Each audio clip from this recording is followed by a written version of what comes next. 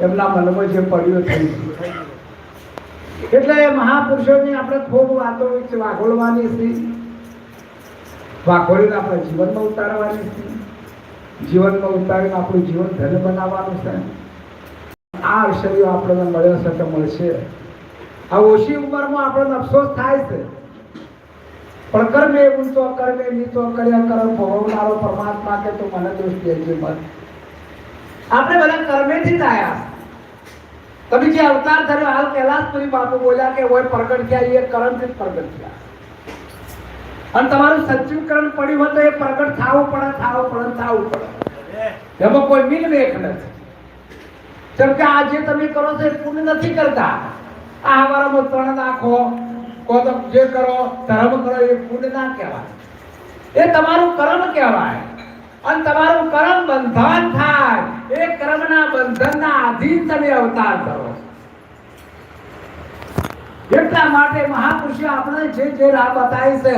હાલ કુબેર મહારાજ વાણી બોલ્યા, શું ઓળખાયું? બોલવા વાળાને ઓળખાયો. ગુરુજી મારા બોલવા વાળાને ઓળખાયો. અને બોલ્યા બોલે હારો બેઠો કાયામાં પરખે ગુરુમુખી પ્યારા. 52 અક્ષર પારની વાતો. કોઈ મહાપુરુષો કોઈ છે કે બોલનારાને ઓળખાયો. બોલે બોલાવે સબ ઘટ બોલે, સબ ઘટમાં તો રિયો સમાય. જો જોવું તો એવો ને એવો છે. બીજો આખા પાસામાં છે ચમ હરખો છે. એવડો તો ચિત્ર લોબા પોળો છે ચમ હરખો છે. પોણીથી પાતળા પવનથી જીલા આદમ છે પરંપરા. બધે ઘટે એને રાખે બરાબર, કાયમ રહે કીર્તારા. ધરતીથી જેટલો પહોંચે કે ધરતી ચો પડી છે, પણ તમારી ધરતી ચો છે? પોતાની ધરતી ચો છે? આ ધરતી છે જે શરીર તમારું છે, એને ક્ષેત્ર કીધું છે, એને ધરતી પણ. એટલા માટે આપણી ધરતી આપણા કદમ છે. આ ધરતીનું જ બન્યું છે. આ માટીનું બન્યું છે. माटी के बंगला में बोलता न कौन था? माटी तो कुछ बोलत नहीं, तो उसके अंदर कौन था? आ माटी बोलवा वाले से माटी ने जे घड़तर गढ़્યું છે એના પર શો કર્યો છે. જે માટલા પર આપણે શો કરે અને એમાં જળ ભરાય, એ જળ ભરાય તો એ કેટલું ઠંડુ થાય. એમ આ શરીર પર જબ માં ઉમા નાવા બેઠા તારે શરીરથી મેલ ઉતારી શું પ્રગટ કર્યા?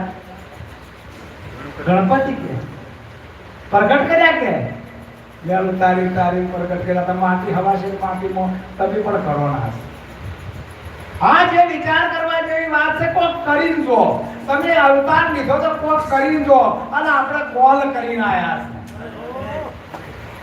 જો ની કરો ને તો આખરે એડા 1,84,000 ગણો ફરી આવ્યો.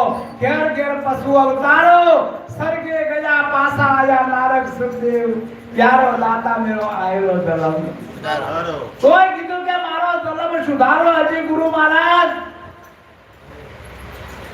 હું તરત જલીનો છું, તરત નાઠો છું, તોય મારો જલમ સુધારો. ચમન કીધું છે કે કોઈ સંતનું શરણું શિકારી અને આ વાતને તું ધોણી છે તો તારો જલમ સુધરશે ને કે સુધરે નહીં.